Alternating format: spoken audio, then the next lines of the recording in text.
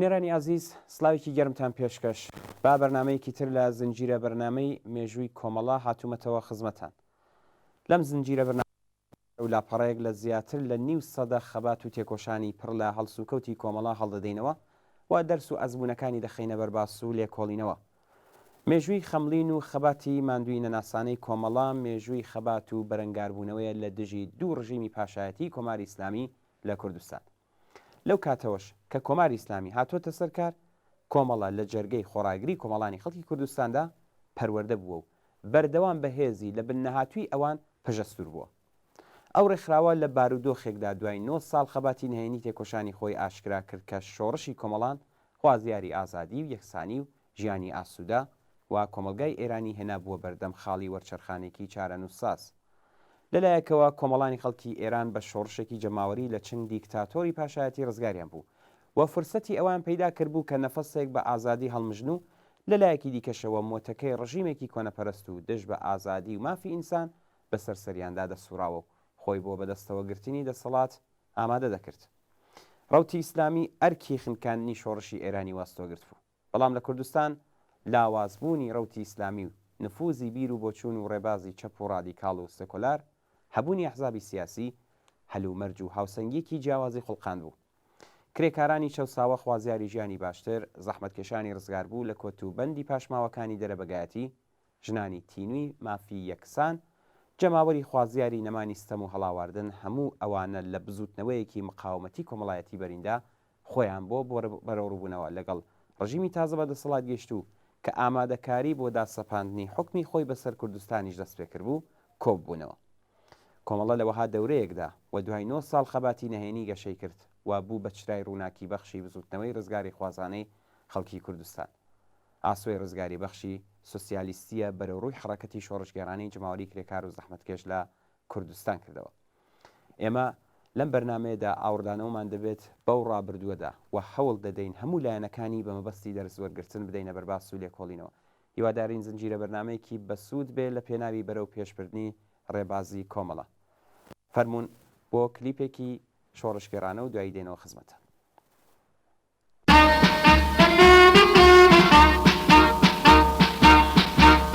سڵاوی گەرمی دڵی پڕ هەمێدی مەد پێشکاش، فەڵەنگی هەردی وڵاتەی هەڤاڵی پێشمەرگا. سڵاوی گەرمی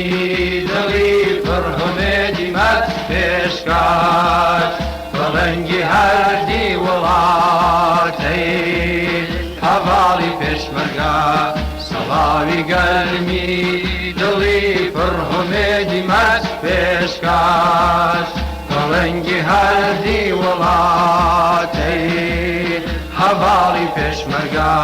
لە دەوری داست و تفەنگت گەڕێم کە ڕۆژی خەبات لە ئاستی هەڵمەتی تیژێت چ ناگرێ بەرگا.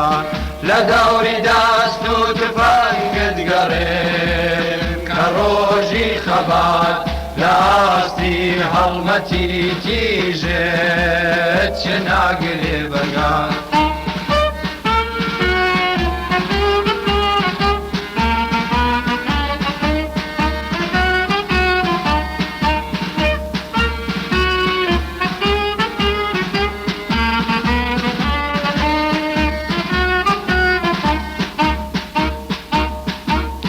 ئەوێستە تۆی لە شەوی تارمۆمی هەڵگیرساو، لە نێو دڵی شەوە زەنگا وەکو گڕێک ڕاسا. ئەوێستە تۆی تۆی لە شەوی تارمۆمی هەڵگیرساو لە نێو دڵی شەوە زەنگا وەکو گڕێک ڕاسا سڵاوی گەرمی دڵی پڕهمێدی مەت پێشکاش پەڵەنگی هەردی وڵاتەی هەواڵی پێشمەرگە سڵاوی گەرمی دڵی پڕهمێدی مەت پێشکاش پەڵەنگی هەردی وڵاتەی هەواڵی پێشمەرگە لە دەوری دەست و تفەنگت گەڕێم کە ڕۆژی خەبات لە ئاستی هەڵمەتی تیژێت چ ناگرێ بەرگا لە دەوری دەست و تفەنگت گەڕێم کە ڕۆژی خەبات لە ئاستی هەڵمەتی تیژێت چ ناگرێ بەرگا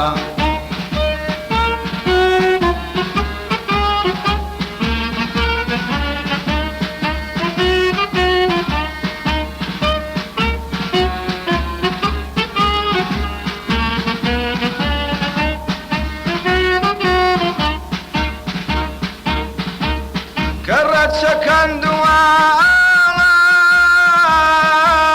بەدەستی خاراوێت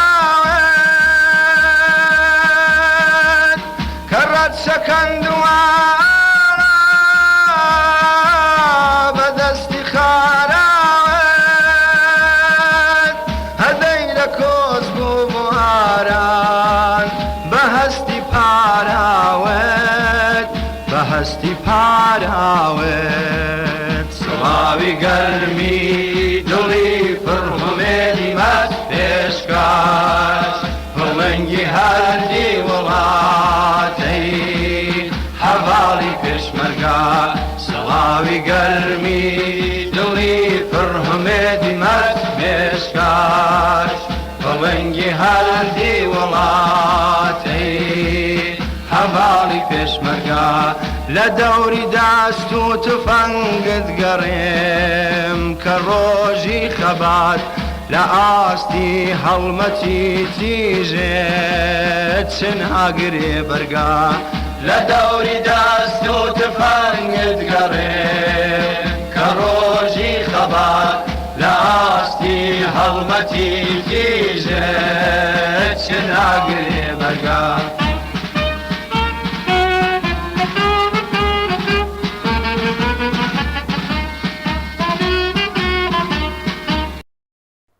بینەرانی ئازیز مێژووی کۆمەڵە پڕە لە لاپەڕەی پڕشنگدار لەم بەرنامەیەشدا چەند لاپەڕەیەک لەو مێژووە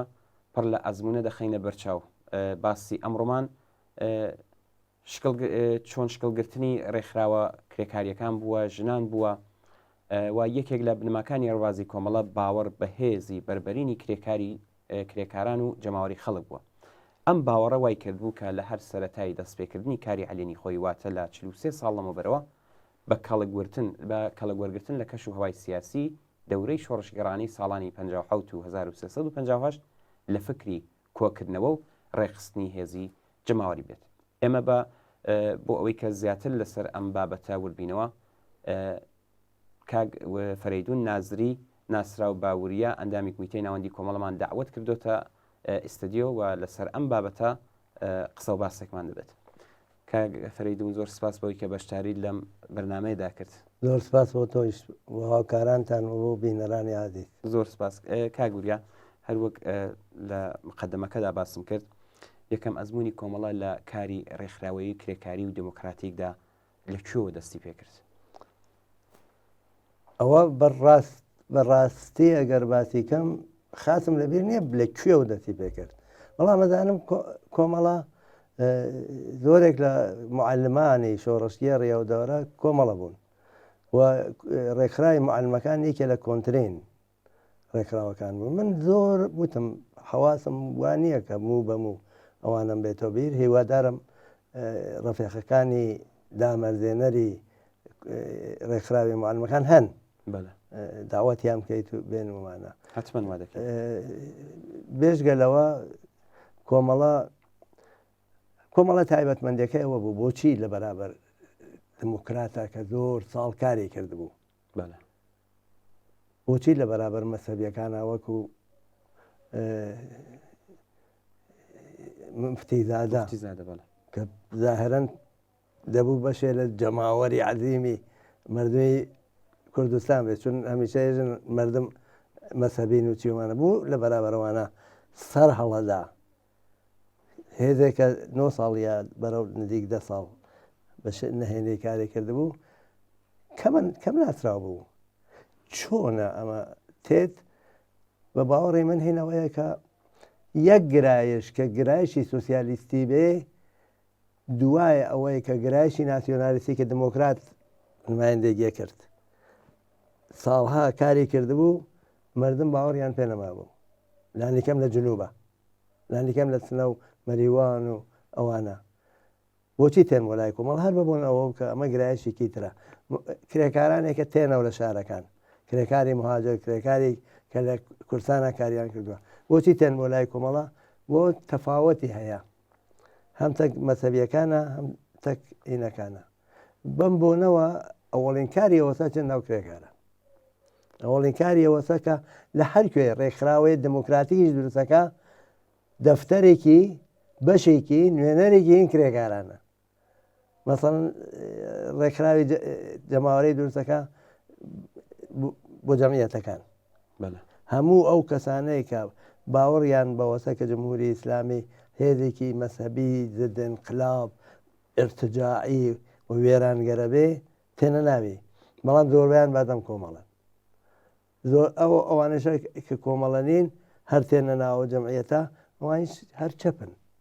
بەم بۆنەوە هەر لەوێش تەشەکل کرێکاریەت بۆ خۆی چی لە ناو ڕێکراوەکەی خودی کە عەلەنی ئەبێتەوە کەم کەم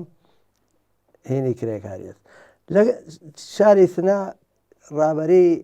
کرێکاران بەدەست کۆمەڵەوە نەبوو بەدەست کەسکەلێکە بوو کە هێزی چەپی ترا بوون بەڵام هەر دۆستی کۆمەڵە بوون ئەو وەختە کرێکارانی ئەو دەورە بێکار بوون بێپوڵ بوون پوڵیان خۆرا بوو هەقدەتی دواکەوتویان بوو بە خەڵخۆمان موعەوەقا ئەو هێزە کە ڕێکخراوێکیان دروست کردو بە ناو بۆ کرێکاران ناوەکەی ئەلان خاس لەبیرم نەماوە ئەوان هەر کۆمەڵن ینی کۆمەڵیان تیا زۆرە وتم ڕابەریەکەی حەقیقەتە بەدەست کۆمەڵەوە نییە لە سنا لە شارەکان ترا بەدەست کۆمەڵەوە لە مەریوانە ها بەدەست کۆمەڵەوە لە مەهابادا دا مەهاباد تایبەتمەندیەوەتە نفوذی دموکرات زیاترە بەڵام ڕابەرانی کرێکاریەکە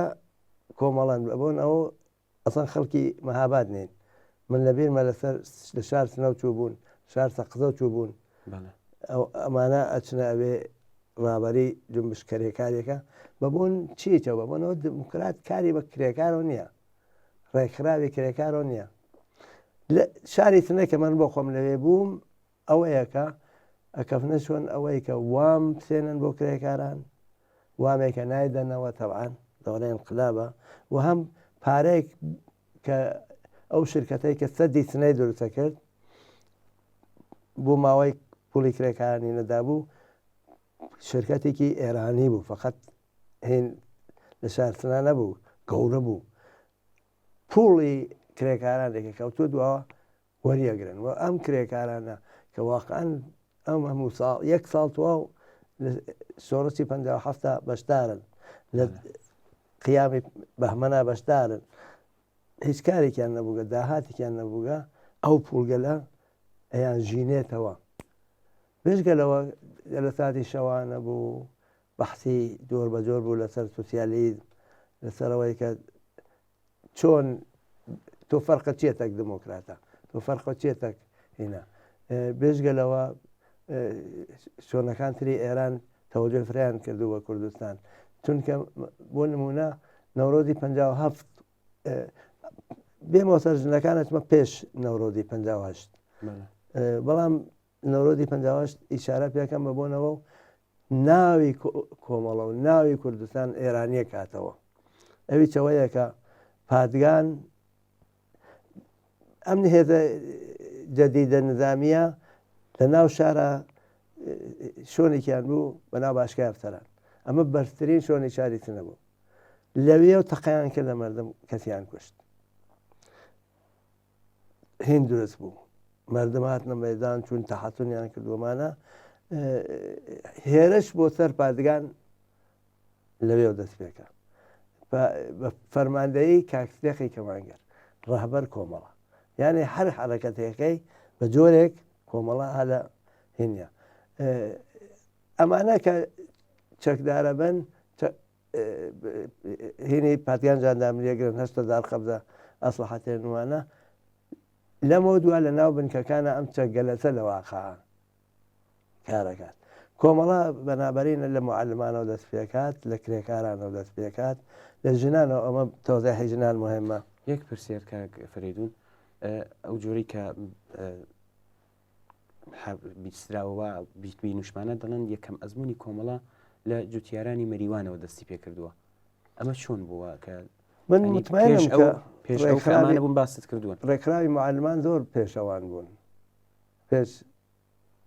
وتم ڕێکخراوی معلمان وە بزانم هین دەورەیەکە کە انقلاب دەست پێکە لە وەختە حدود هەن یەکێتی جوتیان هین وەختێکە کە حکوومەتی جەدی داتووە بەنابەرین یەکەمی نییە بەڵام مهمەکەی تێوەیە کە کوردستان دوو مەناتقی بوو کە هێشتا پاشماوەی دەربەگایەتی و عەشایری و ئەوانە مابوو ئەمانە بۆ خۆیان ڕێکخراوێکیان دروست کرد بوو شعارەکەیانەوە بوو دەوینگەلێکە لە ساڵ 1940 و 42 ئەسن کولەن ئیسلاحات هەردەی لیان سەنیاگا دراوە بە دێخانان ئەوانە وەربگرنەوە بەنابەرین بە ئیدەی کافوات لە مەریوانە و دەستەکان بە لانان ڕێکخراوی کەەوە دووە پەراتێنێتە ناو شوێنەکانتر بە ناو یەکەتی جوتیاران هێزی یەکەتی جوتیارانیش زۆربەی کرێکارانی ناو دێ بوون کرێکاری کاریەکرد بۆ ئەو کەسگەلەکە داوێنیان بۆ جووتمەندە بوون ئەمە جووتمەندەشیان تیا بوو فەقیر خولانی دێخانانی فەقیر و کرێکاری ڕووستا بوون ئەمانە لە مەریوانە دەست پێکەن جەولاکەن کەمکەم خۆیان عەلەنیەکەنەوە لەو دووە کەمکەم ئومیدەتەن بە باقی دێخانان و حتا لە کەرەفتووە شەڕەکەن جەماعەتی عەشایرە جەماعەتی عەشایری چەکدار لەوێ شەڕە کردێت بەداخەوە چەند کەسێک لە شۆڕشگێرانی چەپیش گیانیان لە دەسەدەن بەڵام کەسی گەورەی ئەوانیش ئەکوژێت وە کولەن چون ڕێکخراوەکان بنایمای نەبوو زوو وەکو پوشاڵ تێک چوو و چون بوونە خۆفرۆش ئیسلاحێکی ئەمەکارە بە لە مەریوان و لە بۆ دوا کوردستانی بوو ناسان کوردستانی بوو لە کوردستانی عێراقات و جاشیان پێیانەوەت کێمە لەمە دوا قەدەغان کلا لە تەبلێغات و شتا اتفا دەکەین لەم کەلیمە بۆ ئینسان ومان یەک پرسیار کاک فەریدون بۆچی کۆمەڵە پێداگری لەسەر ئەوە دەکرد کە جوتیاران چەکدار بن بۆنەوە هێزە مقابلەکان چەکدار بوو هێزە مقابلەکان کە شۆڕە عەشایریە بوو چەکدار بوون دەبوو چەکەڵ بگرێ بێژگەلەوە کۆمەڵە لە ساڵی 57 ئەسفەندی 57 نە پێش حتا سەرنگونی حکوومەتی پەهلەوی واتنە سەرکار لەوێ لە کۆنگرەی یەک خۆیان باسی نەکات ئەوە کات کە هێزێکی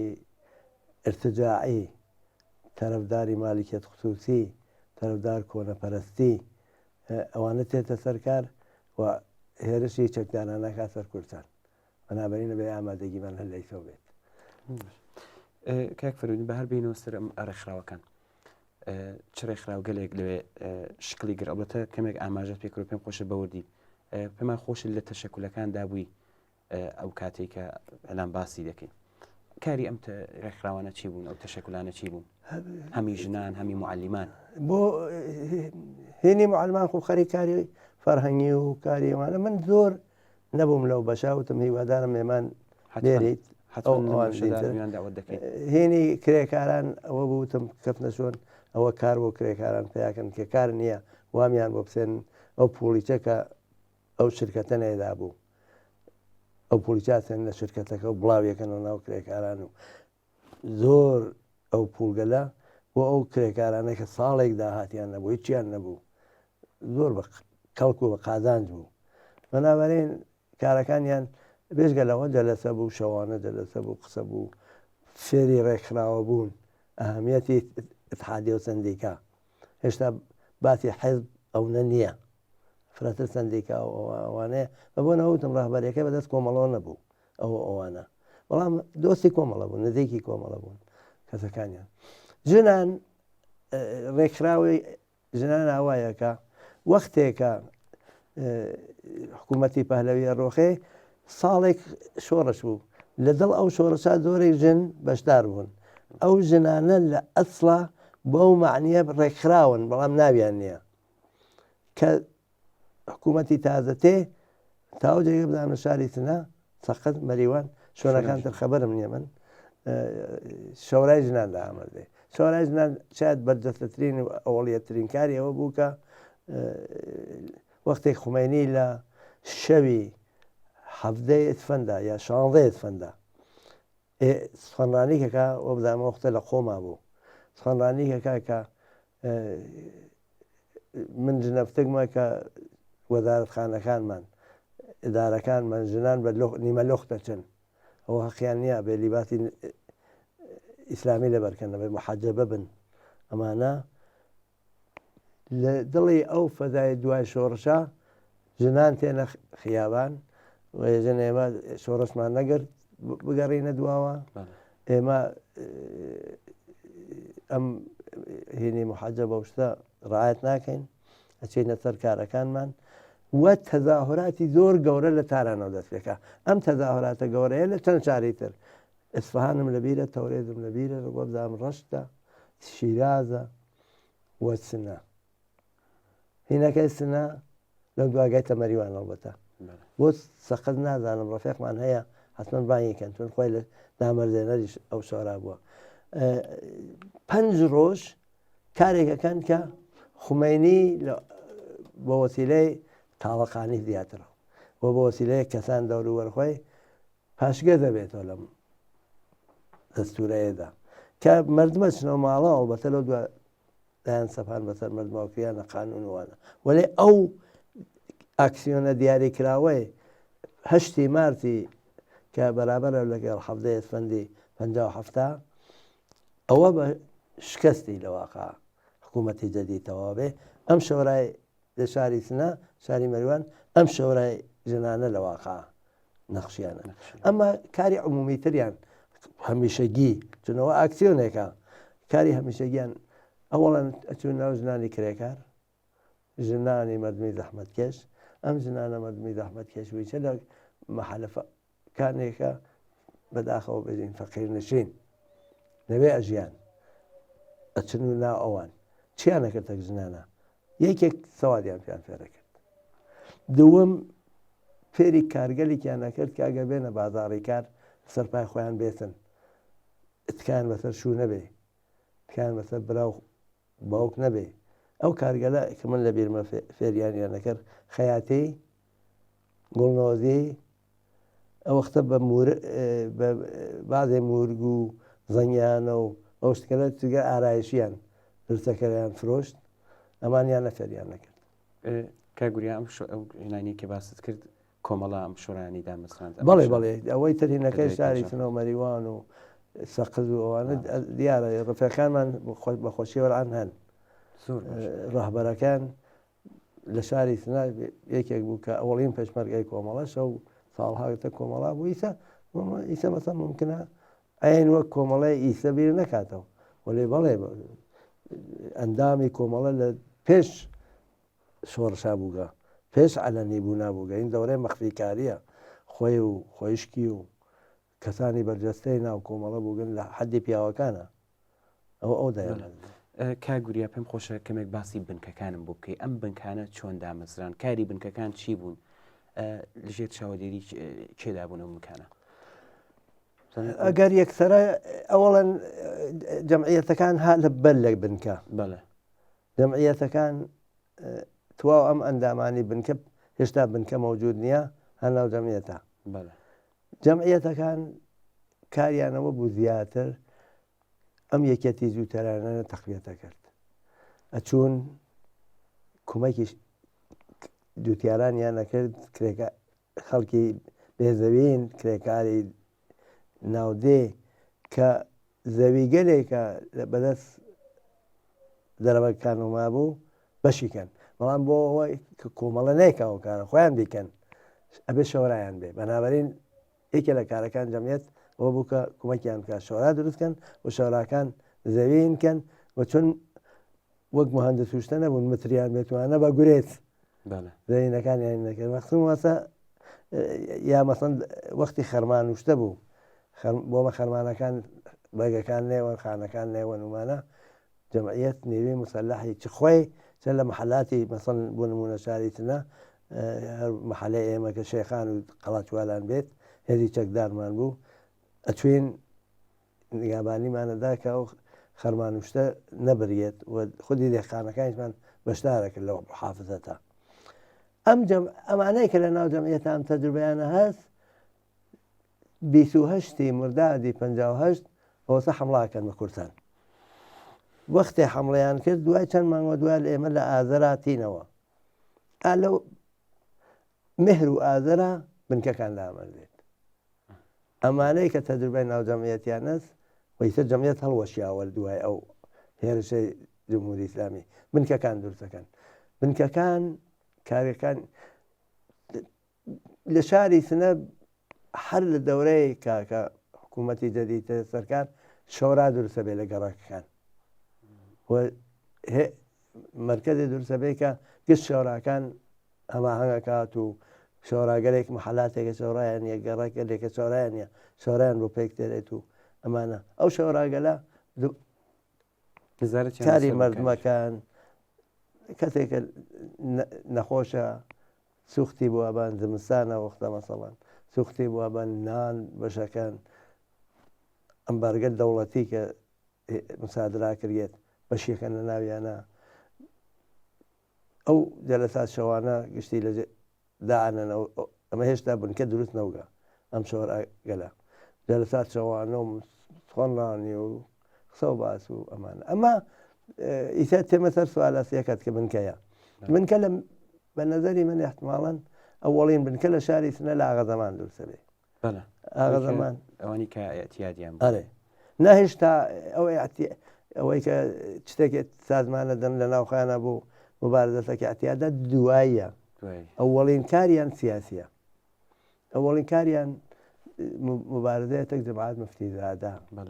ئەو تەک حزبی تودەشە مخالفەتیان بوو حزبی تودە جەماعەتیان بۆ لە شاری سنە معدود بوون چون حزبی تودە تارێخەن ئەو ناوە نیشانوهێنیە نەما بوو ئەزانی وتم کۆمەڵ چون کە ئەبێ بە نوێنەری سوسیالیزم حزبی تودەش خۆی بە سوسیالیست دەزانیوانە یا حتا فدایەکان هێری دیاتریانە سەڵبەتە وەلێ تەک کۆمەڵا قاون مقایسە نین بژگەلەوە هەر ناو جوانگەلێکی دانشاموز و ئەوانە لە حاڵێکە کۆمەڵانەوە بنیانگەلێکی پوختە و کرێکاوڕ و زەحمەتکێش و ئەوانە ئەمانە کە بنکە دروستە بێ ئەوەڵین کاریانەوەسە بۆ خۆیان چەکدار بن جەماعەت مەفتیزادە شار سنە قساکەم جەماعەتی مەفتیزادە چەکیاندا بوو بە دوکاندارەکان کۆمەڵە بڕیاریدا چەکەکان جەماوکەن ئیتر دوکاندارەکانی مقاومەتیان ناکرد تەمان تیمێک دروست بوو خودی کۆمەڵە چۆنێکی بوو بەناو تاقیقاتی کرد و ئەوانەیە کردومانە تیمەکەیە چوو چەکەکانی جەمەکرە و حدود ئامارێکە من ئەوەکە لە لەبیرم بوو زیاتر لە 100 چەک و ئەوانە جەمە بوو ئەوانە دریا بە بنکەکان بەڵام بێژگەلەوە خودی بنکەکانیش کەسکەلێکن کە حمڵیان کردو بە پادگان دوای نەورۆزی 58 وتم 8,000 قەبزە سڵحە بەدەسات و ئەوە سەحەکە لە ناو دەستیانە بوو یەکێ دوو جاریش ڕژێم سەرباز و ئەوانەی نرد بۆ تاقیکردنەوە بزانێ مەردم مقاومەتەکە ناکەن بینێرێ بۆ پادگان ئەسڵحەی داوا دەستیانە وەسەن فیشێکی تیان نەبوو یا سوزەنەکەیان دەراوەردو ئەوانە ئەو چەگەلیتە کەفتووە دەست خەڵک بنکەکان بەس ئەوڵینکاریانەوەسە خۆیان چەکدارەکەن لەو دوو ئامۆزشی چەکدارانە بە وەسیلەی کۆمەڵە و بە وەسیلەی کاکشوان کە ڕەفێقێکی بوو بەداخەوە گیانی لەدەستا سعی ناوێ بوو بهزاد مطلق ئەچون ئامودەشیانیان نەدا شاری چنا ئەمنیەتی شاری چنا ئەساسەن بە وەسیلەی کۆمەڵە هێنە بوو بەبوونەوە شاری چنا ئەساسەن بەدەست کۆمەڵە بوو دموکرات بوو بەڵام دموکرات خەریک بوو پولی لە خانومانە سند و خۆی جەم و جۆرەکرد و وەسایلی ئەو لەو بارەوە بە تەجروبە بوو ئێمە پوڵەکان و هینەکانمان هێڵ کردو ئەوانیان خوارد خۆمان خەریک خزمەت بە مەردم و نگابانیدان و ئەوانە جا بوو نگابانیدان پێشمەرگەی کۆمەڵە جەمعیەتەکەی دەرەخەت ئەم هەموو شارە گەورە ناهات لە هەر شوێنەی لە بنکەکان استفادەیان نەکرد بنکەکان تاو جێگە من لەبێرم بێت لە ئامارێک هاتووەتۆ قسەی 36 تەیە لەوانە وە بدام یەک دانێ دموکرات وە بدانم فقط یەک دانێت دوو دانە چین فدایەکان بوو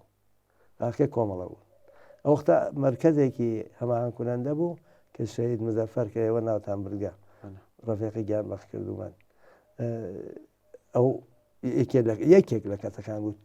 کومیتەی کارەکرا وەسڵ من خۆم نوێنەری کۆمەڵە بوون لە ناویانە لە هەموو کۆمونای کابەستانی مەکرد ئەوانە ئەیانوت بنکەکان چی بکەن یەکێک لە کارگەلێکە لێنا مهم بوو بێژگەنە نگابانیدان و چەکداربوون و فێربوونی ئەسلحە و تاکتیک و نیروت قەویکەیت و ئەوانە کومەکردن بە شەوراکان شەوراکان هۆشیان بە گەڕەکە بوو هۆشیان بە نەخۆشەوە بوو هۆشیان بە هینە بوو ئەوانە بێژگە ئەم بنکەگەلە وەزیفەیانەوە بوو بێژگە لە نگابانی شەو و نگابانی ڕۆژ و جەلەسات و قسە و بەحسوەمانە یارمەتی شەوراکانیکەن بۆ بەتایبەت نەفت بڵاوکەنەوە لە بیرمە زیاتر سوخت ئەهەمیەتی تایبەتی بوو هیچ ژنێک هیچ پیاەکی پیر یا کەمەندام یا نەخۆش نەبوو لەو دەوەرە مەحروم بێ لە ئەم سکەلە هەموو لیستی بوو بەنابەرین بنکەکان دەبوو بڕۆنەوە چتگەلە نەفتەوەن بۆ ماڵان کومەکەن ئەگەر ئەمبارێک مسادرە کراوە هەرچێکە گەیگە دەستمەدەم لە قەنوور لە چای و لە برنجوانە بیوەن بۆ ماڵانە ئەو کومەگەلە یعنی ڕابتەی شەورا و بنکە بێژگەلەوە بنکەکان ئامادەگی پەیاکەن کە لە سەری 24 ڕۆژە واقعەن دەوری باشە بێنن دەوری باشە بێنن تەقسیمەیەکە لە شاری سنەکرا مەحەلات تەقسیم کرا دموکراتە لەوڵەوتی ئەم شەڕە نایە ناو شارا بکەین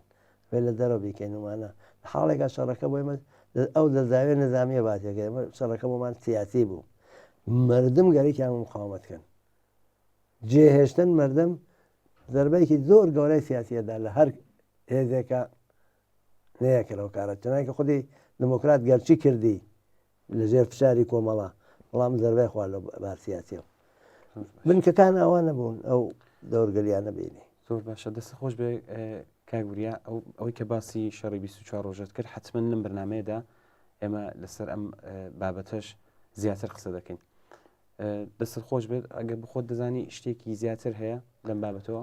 چەند ئەمە دەتوانین میوانی دیکەشی بۆ داوەتکەین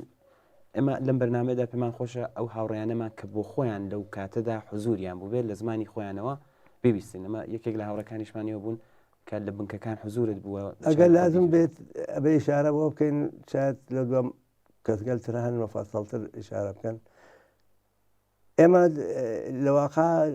بە قەڵ مەشهور لە شاخەوە بۆ ناو شارەکان لە ئازەراتینەوە لە ئازەرا لە نەورۆزی 57 یعنی 57ەوە بێ 50 دەست پێ بکە دەژی نەورۆزی 50 لە واقع دوای ئەو شەڕوکێشە و نەوروزی خوێناوی و گرتنی پادگان و یەکە دەمات تاڵەقانی و تێن قبولەکەن شۆرای شاری تنەدا بمەردێت و ئێسڵات تۆڵ حەکەن تەک مردمە کاستێک نوێنەرمان بوو لەوێ بووەمانە ئەوواکەن مێمانگەلێکی یەکجار زۆر لە شارەکانە تێن بۆ شارەکانی کوردستان و لەوانە شاری تنە مێمانەکانی زۆربیان چەپ بوون سوئالیان بوو لە مەورد ئەم شەڕە چەکداران و ئەم قودرەت و ئەم تەقسیمی زەوین و ئەمانە لەو وەختە ئەندامانی شەوراکان و ئەندامانی بنکەکان ئەمانیانە دابەشە کردە ماڵەکان هۆتێلی شتە خۆ نەبوو بڕۆنە هۆتێل هەموو ئەو مردمەی کە سەفەریان نەکرد ماڵیان غەزایان ئەوانە لەو دووە بڕۆن بۆ کام حێز بڕۆن بۆ کام چۆن لەکوێ دانیشن تەکیا قسە بکەن گشتی ئەوانە بنکاو وە شۆڕە کومەکیانیان نەکرد. زۆر سپاس کاگوریەوە بەشداری لەم بەنامە. زۆر سپاس بۆ تۆ. سپاس باش. بەڵێ بینەرانی خۆشەویست بەم جۆرە گەشتینە کۆتایی بەرنامەی ئەم هەفتەی مێژووی کۆمەڵەکە لەسەر ڕێکخراوەکان و جەمعیەتەکان و دوایەوە چۆن شکلی گرت و باسمان لە بنکەکان کرد بە میوانداری هاوڕێ فەریدون نازری ناسرا و باوریە ئەندامی کومیتەی ناوەندی کۆمەڵە بۆ بەرنامەی هەفتەی داهاتوودا حتمما لەسەر ئەم بابەتە دیسان قسە دەکەینەوە و باس لە کۆچی مێژووی مەریوان دەکەین. سپاس بەوەی کە تا ئێستا لەگەڵمان بوون. هەر شاد و بەختەوەر بن و سەرفراز بن.